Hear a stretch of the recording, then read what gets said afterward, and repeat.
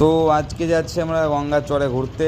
তোমাদেরকে দেখাবো যে গঙ্গার চরটা এখনটি কেমন দেখতে হয়েছে, চরে কারা থাকে। আর একটা জিনিস দেখাবো যে আমাদের গঙ্গা নদী দিয়ে বাংলাদেশে একটি জাহাজ ছিল, সেই জাহাজটি কত বড় সেটাও তোমাদের দেখাবো। ও ভিডিওটা স্কিপ না করে পুরোটা দেখো, আশা করি তোমাদের ভালো লাগবে। এটা হচ্ছে আমাদের এপার, মানে যেখানে আমরা থাকি। তো এখানে অবস্থাটা দেখো তোমরা, জল কতটা বেড়ে গেছে। তো যাই হোক, আর বেশি দেরি না করে আমরা বেরিয়ে গেলাম চরের উদ্দেশ্যে।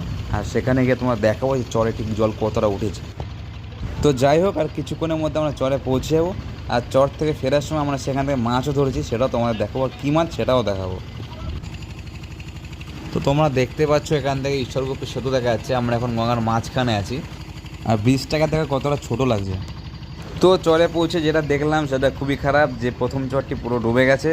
তো এর পরের চরটিতে আমরা যাবো, সেখানে গিয়ে দেখাবো যে সেখানে জল কতটা উঠেছে। তো তোমরা দেখতে থাকো, ভিডিওটি স্কিপ করো না। তো এই চরে অনেক লোকজন থাকে, তো চেষ্টা করো সেটা তোমাদের দেখানোর। চলো দেখি দেখানো যায় কি না। তো এটাই সেই চরটি। তো এই চরে অনেক জনবসতি আছে। আর তোমরা দেখতে পাচ্ছ যে কত সুন্দর কাশফুল ফুটেছে। মা আসছে আর কাশফুল ফুটবে না, এটা তো হতে পারে না।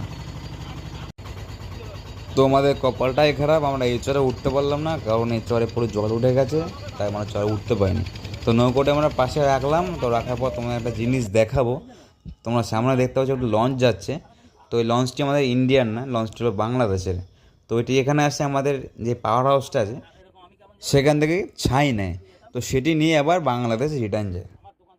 তো যাই হোক, চরে তো নামতে পারলাম না। তো এবার ওপার যাব, ওপারে গিয়ে আমাদের কিছু কাজ আছে। তো কাজ করে আমরা আবার এবার রিটার্ন আসবো। তো তোমাদেরকে এবার দেখাবো যে কী মাছ ধরেছিলাম।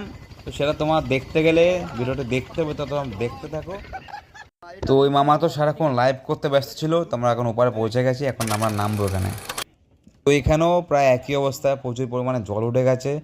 তো এখন নামবো সামনে গিয়ে। মুখ দেখাচ্ছে না। তো এবার এখান থেকে আমরা বেরাচ্ছি। তো বেরানোর সময় নৌকাটা একটু আটকে গেছিল, তাই একটু বাস ধাক্কা দিতে হলো। তো উপরে অনেক তো গাছপালা ছিল, যে একটু অসুবিধা ছিল। তো যাই হোক, নৌকাটা এখান থেকে বেরিয়ে গেল। তো বেরানোর পর এবার মোটরটা স্টার্ট দেবে, স্টার্ট দেবে আমরা একবার বেরিয়ে যাব। তো মামা একটু পোজ দিয়ে নিচ্ছে এখন। তো ওখান থেকে ফেরার সময় মামাকে কিছু ছবি তুলে দিলাম। তো তোমরা জানো ওই ছবিগুলো ঠিক কেমন লাগছে, কমেন্টস করো। প্রায় সন্ধ্যা হয়ে এসছে, এখন আমরা আরেক জায়গায় যাবো। তোমরা একটা জিনিস দেখো, যে সন্ধ্যা হয়ে গেলে গঙ্গার মাঝখান থেকে সূর্যকে দেখতে ঠিক কতটা সুন্দর লাগে। তো আমাদের ছোটো একটা ভিডিও বানানোর পর এখন আমরা সামনে দিয়ে এগোবো, আর তোমরা দেখতে থাকো এবার কী হয়। তো এনারা সামনে বসে মাছ ধরার প্ল্যান করছে, যে কোথায় বেশি মাছ পাওয়া যায়। তো কী মাছ পেলাম সেটা তোমাদেরকে সামনে গিয়ে দেখাবো। চলো দেখা যাক।